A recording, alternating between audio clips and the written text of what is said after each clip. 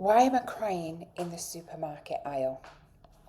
Well, that emotional whirlwind of letting go of our kids. Have you ever found yourself in a supermarket, in a shop, folding clothes, and suddenly burst into tears because your teen is leaving? They don't need you anymore. If that's you right now, welcome, welcome, welcome. You're not being dramatic, you're not being weird or awkward, as the kids might say, you're being human. Today, we're talking all about the emotional side of letting go, especially for those kids who are heading off to uni very soon. And this transition will shake you at some point. For me, when a young person is preparing to leave home, there is a huge amount to think about and it's quite messy. And we're going to do a whole series. We're going to do this month is going to be entirely focused on those teens who are off to uni. Now, a lot of this applies to if they're leaving home, if they're going to an apprenticeship, but I'm going to specifically do this as we, as parents, and our teens start to prepare for university. I've done it a little bit early to give you top tips. I've done it a little bit early because my teen is going early. So I thought it'd be really useful. And I'm going to kind of break it into different parts for you. But today's all about the emotional cocktail. So when they're preparing to leave home, this can be messy for them, but also for us. So let's unpack at what might be going on under the surface. Well, they might be feeling excited about the freedom, the friends, the new experiences. And that's great, isn't it? Don't we want that for our kids? You know, that whole adage of give them wings and let them fly. Of course, that's what we want. However, there are also other stuff that might come up for them. There might be the fear, fear about not fitting in, not coping with, the everyday looking after themselves, being homesick, things like that. Pressure. Pressure to be happy. They want this and everyone's kind of rallying round to help them. But actually, that pressure to be happy, to succeed, to make it all work can be a lot. And also, I know that when I went to university, I was the first one in my family to go. So there was a little bit of pressure of, I have to succeed, for all the cousins that came behind me. And yeah, that can feel a lot at times. Sadness, sad that they're about to leave, everything that they've known, their family, friends from school, because quite often they're not going to the same place, everything that's familiar, the fact that you do their washing, all of that kind of leaks in there as well. Sometimes it's a little bit of relief. Some of the clients that I speak to, it's like, they've not got the pressure of home anymore, and it's just, especially if they've had a tough year with, exams, or if, divorce, things like that, or you've had bereavements at home, sometimes just to get away from that home environment, there can be a bit of a relief, and they feel guilty about that. And actually, they shouldn't. It's just a normal, natural emotion to go through. Loneliness, that hits quite a lot, particularly if they're in a busy house, busy campus, there's lots going on, and it can feel, sometimes even more lonely if actually it is really busy, but they're not kind of getting involved in it. And then pride. Yeah, they absolutely made it. They worked hard at their exams, they've got the results, and how amazing that this is all happening for them. But what I will say is more often than not, they will feel all of this, a mixture of this at once. And that's really hard for them to process then. And they might not show it, or they might, but not in ways that you think. Maybe their snappiness, maybe they're aloof, maybe they're over the top confident, but there's probably a lot going on behind, the headphones, the packing, the leaving the room a mess. So, check in with them. I often talk about the invisible backpack, particularly if they are very chipper. It's like the invisible backpack is like a metaphorical rucksack that they carry of, I guess, silent expectations, that they have, that we have.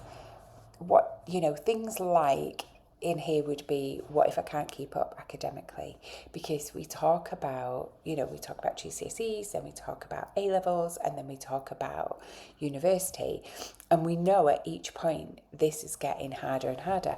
And actually, what I say to a lot of students, university is easier than your A levels because it's not as intense, you get more time to study, but at each part of the education system, they are taught those subjects, they are absolutely taught those subjects. So being aware of that. What if I hate my flatmates? What if I can't make friends? What if I get lost in the first lecture? What if everybody else is loving it and I'm not? All of these is where, what we call that imposter syndrome can kick in hard, especially if your child is the first to go in the family, or if school was a struggle, because, we often think about those kids who go to university, oh, they must love school. No, it's usually a means to an end. And actually, what I would say to you is talk to them about what's the expectations. I had one mum who told me her daughter burst into tears while unpacking fairy lights in the halls. This was last year. And it wasn't about the lights, it was everything. It was the shift. It was the leaving, the loneliness, she probably didn't have words for. And that's that kind of invisible pack spilling open, isn't it? So as parents, it helps us to know that if they're distant, if they're rude, if they're over bubbly, it might just be overwhelm. And, don't underestimate these feelings for you as well, okay? You can be enormously proud and completely gutted at the same time that they're leaving. You might think, oh, one less dinner to do, one less lot of washing, and you don't feel guilty in feeling a little bit free about that, but also miss them, miss them. All these emotions can happen at the same time. They're not mutually exclusive. And equally, you might not feel anything at all.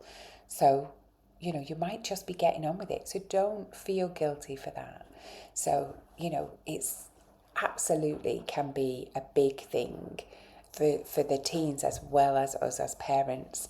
I think I was absolutely fine when I knew the eldest was going and I knew that she was, it's going to be mid-September.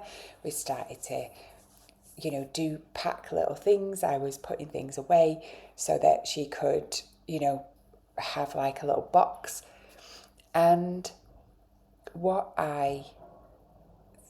tripped me up wasn't that. I mean, we'd done all the practical things and I thought I was being really proactive and kind of behind the scenes as well. Like there was little things that I was collecting, like cold sore cream that she had no clue about, a little box that she's going to take with her of surprise stuff. And actually, it was when she got invited to do pre-season training with the university rugby team, and she was so excited, so excited, which, of course she is, and how brilliant.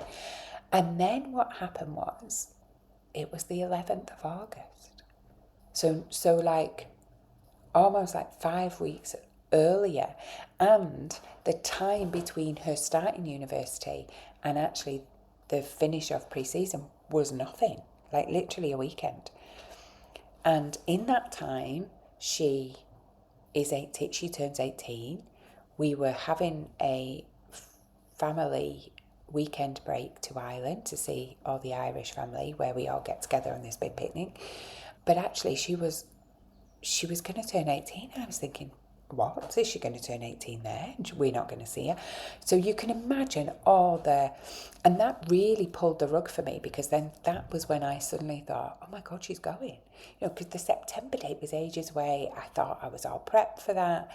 And actually it came. Now, as it is, she will be back for her 18th. She will be back for her results.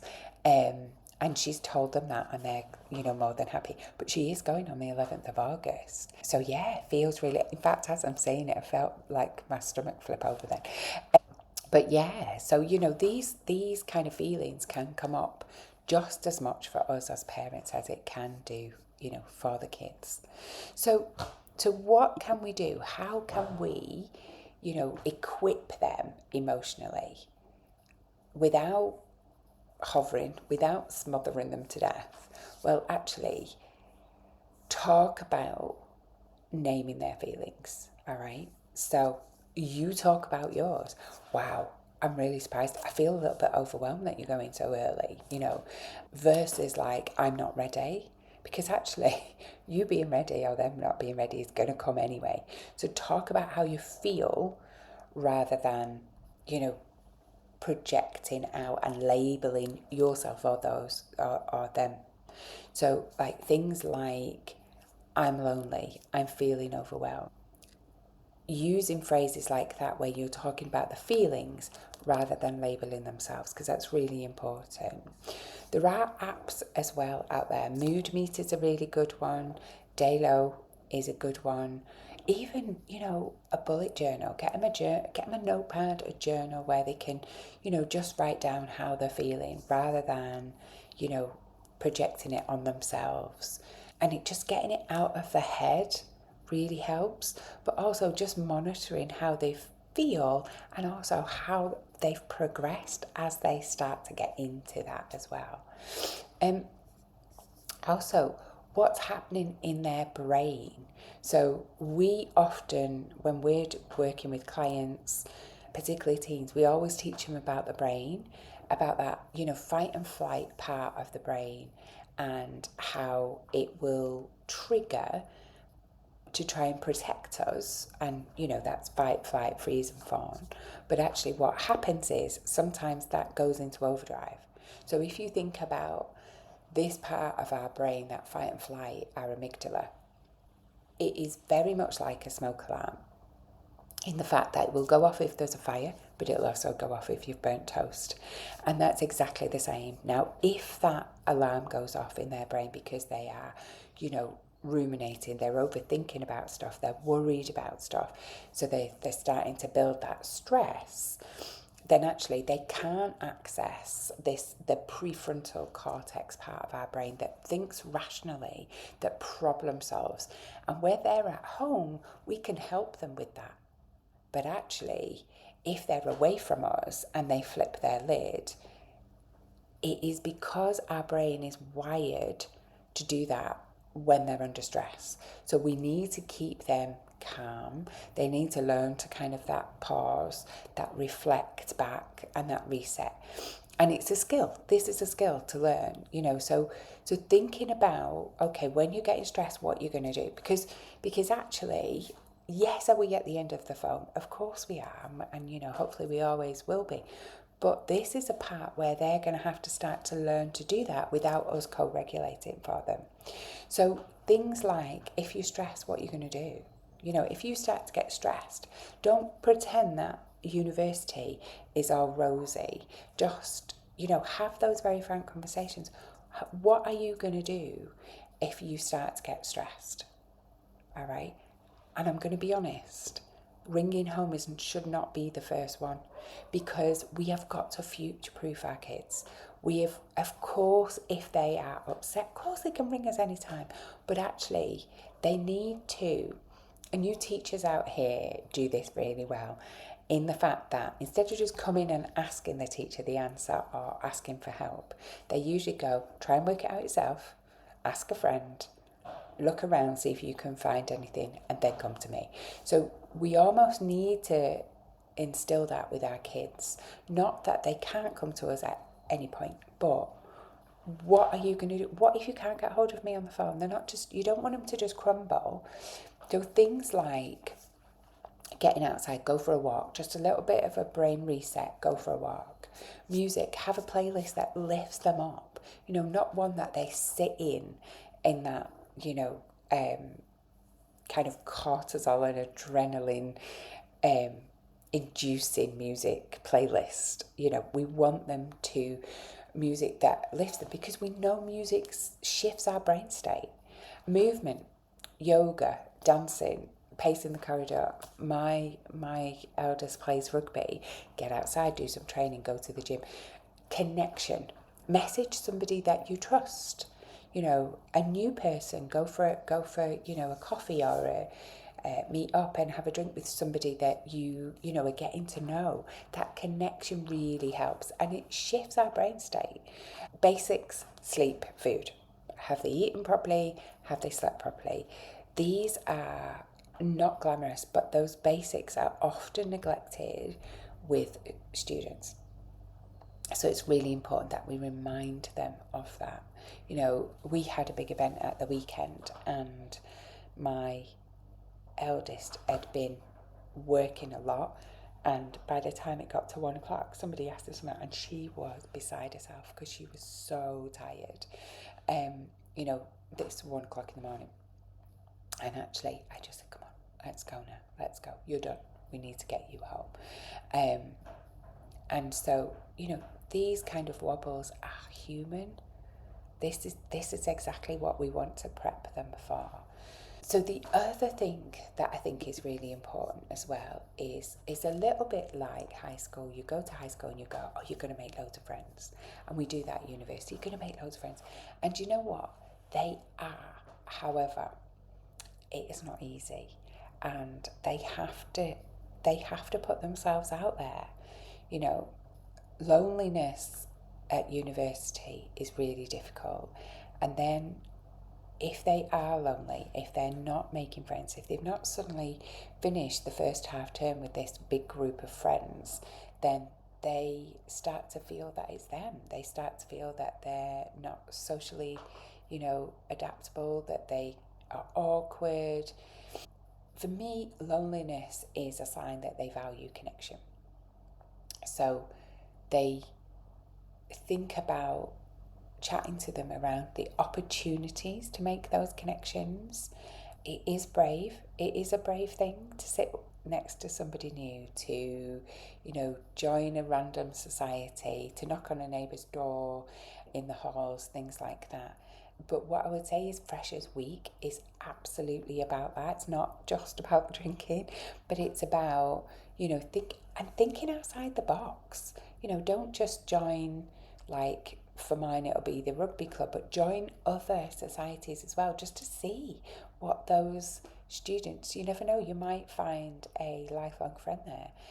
I've got friends now that I made at university, and absolutely, still adore them, and yeah, lifelong friends.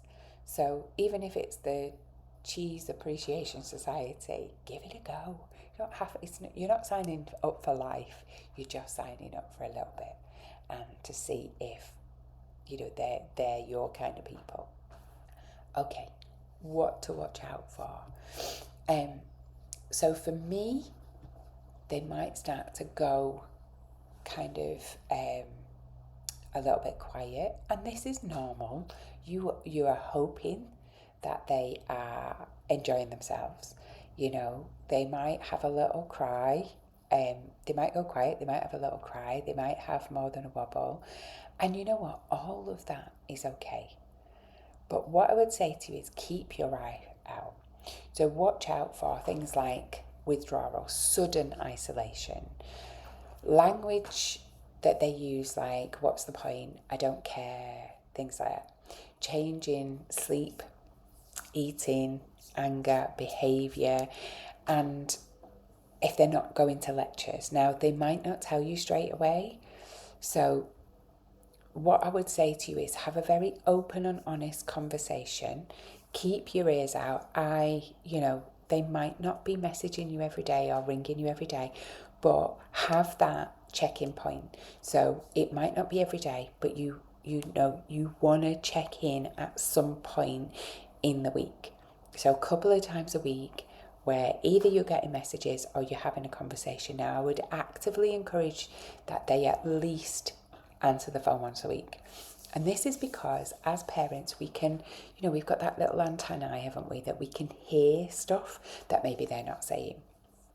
So, and have that unwritten agreement. If things get too much, you can come home, or we'll find you some support. There's no shame, no disappointment, just love. This is what we're here for, So think about having a conversation about that open door policy. You always can come home.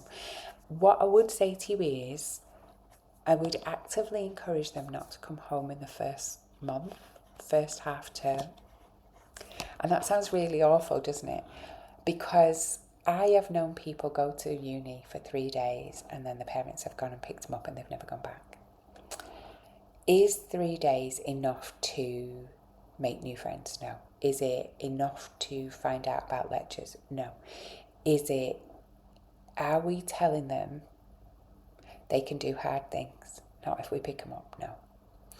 So what I would say to you is, speak open and honestly. Tell them that, it's probably not a good idea to come home in the first month at least, but that you're at the end of the phone, you'll talk them through it. But actually, it's really important their focus is there, not on home. Their focus is on making new friends, meeting new people, going to lectures, not on coming home, not on talking to us. So think about how you can support them in staying there. All right. And so, a couple of things I would say. Let me leave you, I guess, with this. Big feelings don't mean they're not ready. It just means, I always think when you have a little bit of a wobble, and I do this professionally, if I'm doing something big, all of a sudden there'll always be a little bit of a wobble, a little bit of a, oh my God, self-doubt there. But that just means they're ready to grow, and step into that new exciting adventure they're going to go off, that new version of them. Letting go doesn't mean stepping away. We're still, my philosophy, still walking beside them quietly, a little bit further away. But as we're future-proofing, as they're stepping into who they're becoming, it is lovely to watch them. But we want to make sure that we don't hinder them. So be there in the background. Things like, I would suggest, write them a letter before they go. Something they can open, in their room on that first night, or the first night they get lonely. Not advice.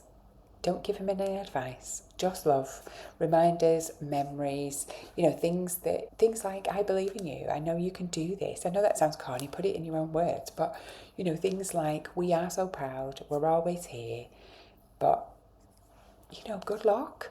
And what I would say to you is, the next couple of podcasts are going to be very practical ones, but I want to say this to you. They are going to come back. They are going to need mum and dad still, or those extended family members, and encourage the extended family members to drop the messages, to send a text, how's it going?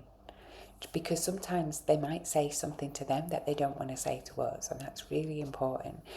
And then, I guess, lastly, don't change their room. Get it tidied, ready for when they come back, tired and hungry, with a bag full of washing, because they still need their mum and dad. So, I'll leave you with that. I'm going to, in the next set of the podcast, what I'm going to do is I'm going to talk about very practical things, things that they might need to know before they leave. All right. So the domestic side, things that we can prep before they actually go. Okay. So take care. If this is a journey you're going through, good luck. I'm here for it. Every minute of the day, I'm here for it. I am walking alongside you with this one. And yeah, come back, listen next Thursday for the next instalment of my kids going to uni.